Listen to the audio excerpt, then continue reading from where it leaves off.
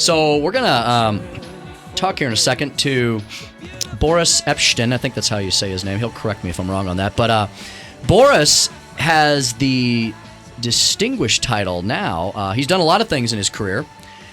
He is currently serving as the Director of Communications for the Presidential Inauguration Committee. And if folks don't know this, that is actually an entity.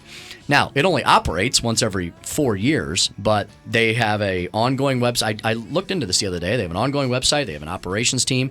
You know, they kind of go dark and quiet for a while, and then they get fired back up. Our own Missouri U.S. Senator, frequent guest of this show, Roy Blunt, is the chairman of the Inauguration Committee. Cool. So I bet he and Boris are speaking to each other often these days. So joining us now is Boris. Am I saying your last name correctly? Not quite. It's Epshteyn. Epshteyn. Well, Boris, welcome to Allman in the Morning. Thanks so much for joining us here today. All right. Thanks for having me. How are you? Doing great. So we were wondering. We're thinking that you may speak with our U.S. Senator Roy Blunt quite often these days. So actually, here's what's interesting about the inaugural events. There are 3 committees that you need to kind of keep in mind as an American around the inauguration time every 4 years. There's the Joint Task Force. That's the joint task force between all agencies, military, Homeland Security, police, Metro, D.C., etc. That's one.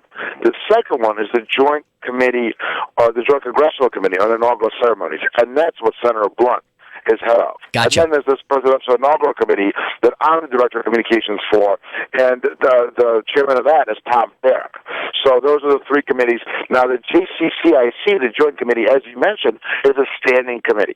It's always in place, and it's always preparing. So no matter who wins, it's there to make sure the inaugural is safe, make sure the inaugural is successful. The JTF is there, of course, for security, for logistics, and for safety, as well as anything and everything that the inaugural committee needs.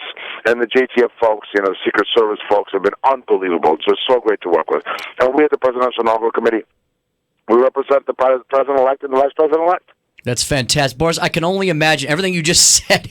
That is quite a mouthful. And so this is quite an undertaking. So how are things going? They're going great.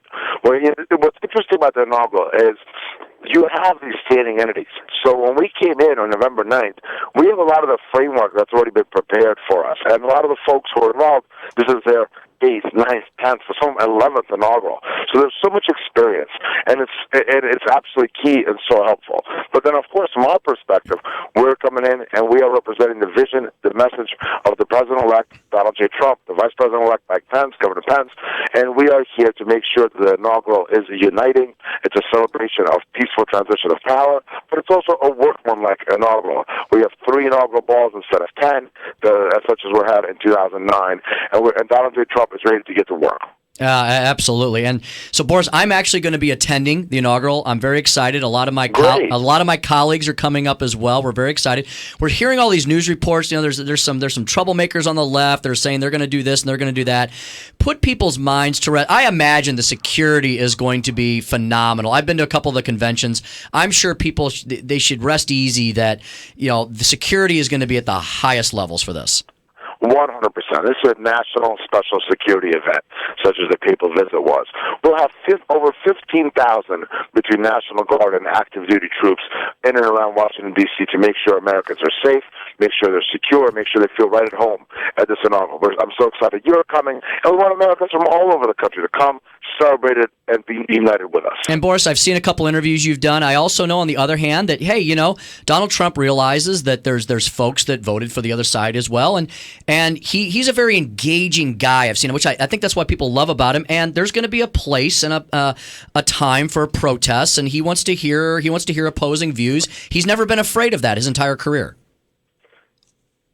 Absolutely not. This is somebody who is open to hearing all views, who's open to working with all Americans. And all we ask is that Americans from all walks of life, all backgrounds, and all political views, give us a chance. Let's work together. Let's make America stronger. Let's make America more secure. Let's make the American economy better. Let's get that 3% GDP growth annually that we haven't had in 8 years. Let's correct the things that are wrong out there in terms of American foreign policy.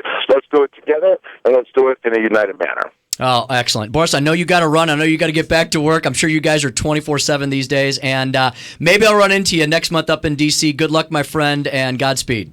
Absolutely. Hope to see you. Happy holidays to everybody. And to all your listeners, thanks for participating. Thanks for voting. And for those who voted for us, thanks for your support. Absolutely. Hey, thanks, Boris. Have a great day. All right, bye-bye. That was Boris Epshteyn. He took some. He sounds very busy, doesn't he? Yeah, he does.